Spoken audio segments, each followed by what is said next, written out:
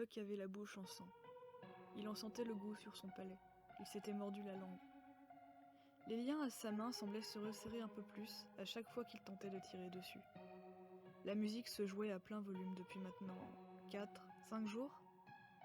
Enfermé dans cette pièce blanche depuis tout ce temps, il n'avait eu comme seule préoccupation que la douleur et cette incessante musique qui toutes deux l'enveloppaient. À chaque battement que le morceau faisait, il sentait ses tympans au bord de la rupture. Buck n'était pas un ignorant, bien sûr. Il savait bien que cette torture était courante. Il avait vu à maintes reprises des supplices auditifs similaires représentés au cinéma. Sous les néons aveuglants, la réalité le rattrapait assez vite. Il n'en pouvait plus. Le son semblait de plus en plus fort. Le morceau, aigu et enfantin, se répétait sans pause, toutes les 3 minutes environ. Un bruit sourd vint s'ajouter à la cacophonie ambiante, et l'unique porte de la pièce s'ouvrit. Cela faisait bien 2 jours que Buck n'avait pas vu l'un de ses tortionnaires. Leur visite se faisait irrégulièrement, et cette imprévisibilité le plongeait dans un état de stress presque permanent. À la torture physique s'ajoutait celle, bien pire, mentale. La musique se coupa, et il put enfin se concentrer sur autre chose que sur ce son infernal. Buck leva ses yeux, épuisés, vers l'homme, lequel était en costume cravate. Celui-là, il ne l'avait jamais vu. Il était aussi pâle que ses autres tortionnaires, mais agrémentait ce teint blafard de cernes proéminentes qui, en d'autres circonstances, aurait fait passer l'homme pour fatigué, mais qui ici ne faisait qu'ajouter un côté étrange à son visage. Buck savait ce que cette coupure signifiait. L'homme allait lui parler. Je vois que vous ne vous êtes toujours pas décidé à parler, monsieur Fried.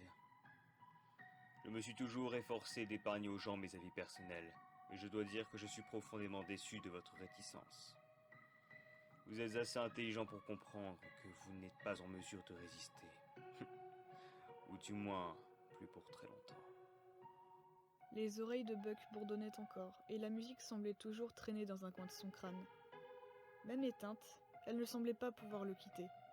Peut-être ne le quitterait-elle jamais.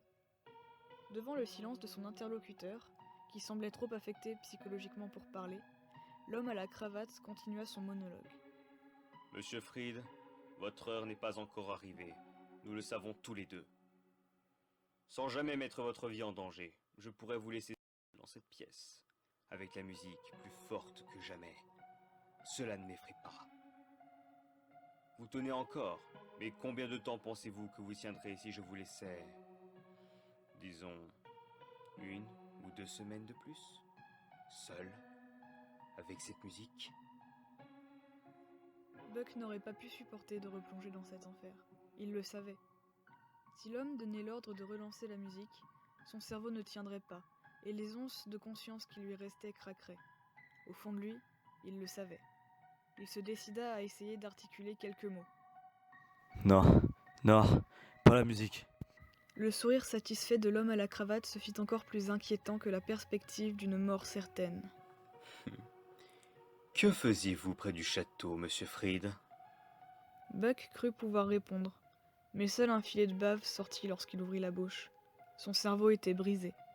Qui aurait cru qu'une mélodie qu'il avait maintes fois entendue enfant pouvait autant briser un homme? Dans un ultime effort de concentration, il put de nouveau parler. Non, pas la musique, pas la musique. Je vais parler, pitié.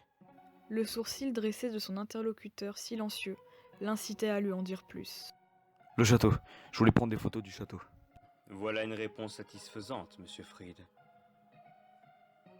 Hélas, je me vois contraint de vous réprimander. Que ce soit bien clair.